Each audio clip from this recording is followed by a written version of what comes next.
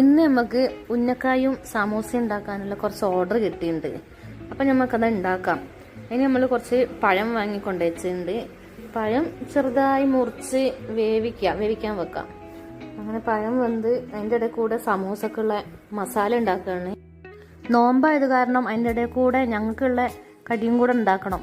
നെയ്സ്പത്തിരിയും chicken കറിയാണ് ഉണ്ടാക്കുന്നത്. മസാലക്ക് ആവശ്യമായിട്ടുള്ള ഉള്ളിയൊക്കെ നല്ലോണം വാടിയിട്ടുണ്ട്.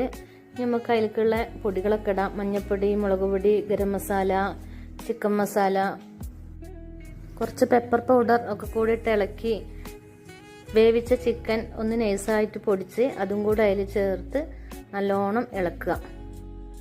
അങ്ങനെ ഒരുവിധം മസാല റെഡി ആയിക്കൊണ്ടിരിക്കുകയാണ്.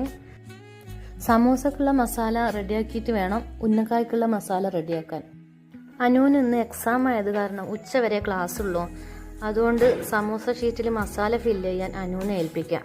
അതിനുശേഷം വേണം ഉന്നക്കായ്ക്കുള്ള മസാല റെഡിയാക്കാൻ. എന്താണെന്നറിയില്ല, സമൂസ ഷീറ്റിൽ മസാല ഫില്ല് ചെയ്യുമ്പോൾ ഷീറ്റൊക്കെ പൊട്ടിപ്പോവുക. എന്നിട്ട് പിന്നെ കടയിൽ പോയി വേറെ വാങ്ങി വരേണ്ടി വന്നു. രണ്ടാമത് വാങ്ങിയ ഷീറ്റ് സൂപ്പറായിരുന്നു. അങ്ങനെ ഉന്നക്കായ്ക്കുള്ള മസാല റെഡി ആയിട്ടുണ്ട്. ഇനി ഉന്നക്കായ് റെഡിയാക്കി എടുക്കാം. അങ്ങനെ ഒരുവിധം ഉന്നക്കായും സമൂസയൊക്കെ റെഡിയാക്കി വെച്ചിട്ടുണ്ട്. അത് നമുക്കൊന്ന് പൊരിച്ചെടുക്കണം. അതിന് നമുക്ക് അടുപ്പത്ത് ചട്ടി വെച്ച് ചൂടായി കൊണ്ടിരിക്കുന്നുണ്ട്. ഉന്നക്കായ് പൊരിച്ച് പാത്രത്തിൽ വെച്ചപ്പോൾ നല്ല ഭംഗി കാണാൻ. അതായത് നമുക്ക് സമൂസയും കൂടി പൊരിച്ചെടുക്കാം. അതിൻ്റെ ഇടയിൽ കൂടെ ഓർഡർ തന്ന ആൾക്കാർ ആയോന്ന് ചോദിച്ച് വിളിക്കുന്നുണ്ട്.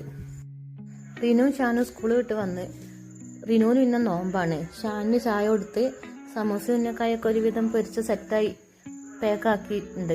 എങ്ങനെയുണ്ടെന്ന് എല്ലാവരും കണ്ട അഭിപ്രായം പറയണേ. എല്ലാവർക്കും ഇഷ്ടപ്പെട്ടിട്ടുണ്ടെങ്കിൽ ഷെയർ, ലൈക്ക്, സബ്സ്ക്രൈബ് ചെയ്യുക. Okay, thank you.